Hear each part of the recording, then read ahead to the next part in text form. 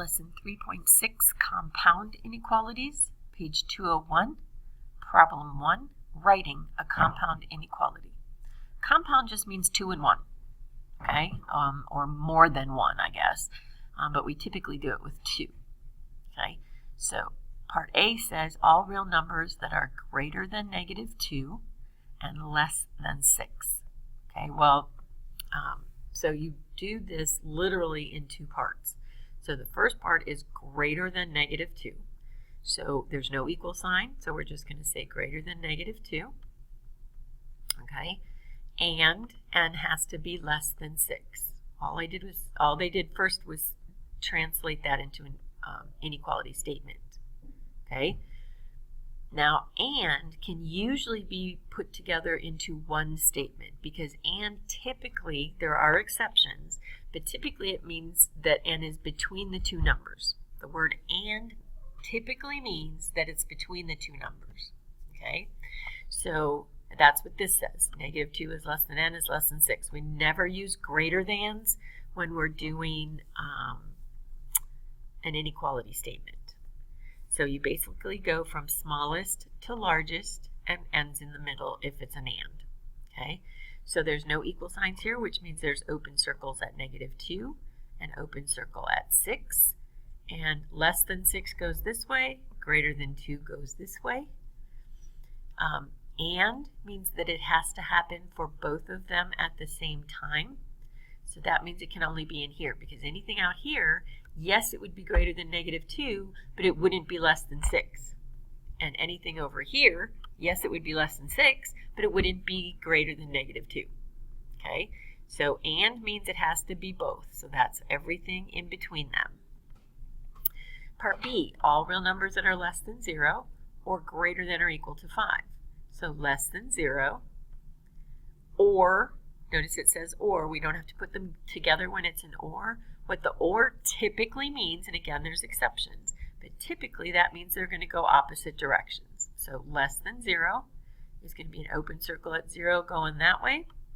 Greater than or equal to 5 is going to be a closed circle at 5 with the arrow going to the right. This is what a typical or looks like, and this is how you write it. We don't combine those, okay? All right, so for parts A and B below, write a compound inequality that represents each phrase and graph the solutions. So A says greater than or equal to -4. So if you read this part backwards, it says x greater than or equal to -4.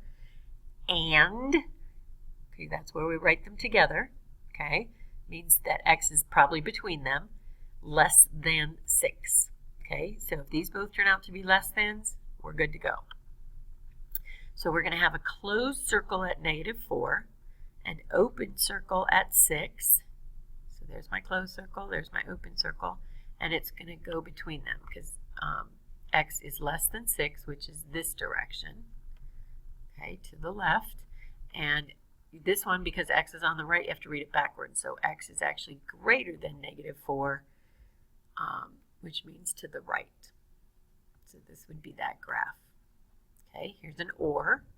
All real numbers are less than or equal to 2.5, 2.5, 2.5, same thing.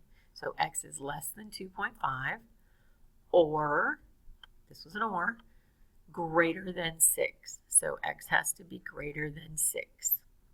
You can use any variable you want here because they didn't tell you what to use. You could use the initial of your name. I don't really care. It doesn't matter. So less than 2.5 is going to be an open circle. Greater than 6 is also going to be an open circle, but going to the right. Okay. This is what a typical or looks like. They're going in opposite directions. This is what a typical and looks like. They come together, but again, there are exceptions. Now, I want to show you something. On the graph, notice I have the 0.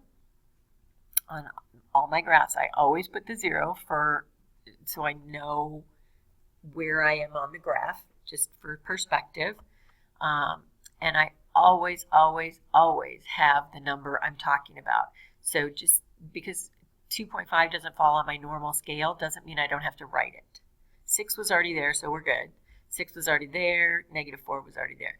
But 2.5 was not on the graph, so I need to label it. I need to be able to look at the graph and know exactly what's happening.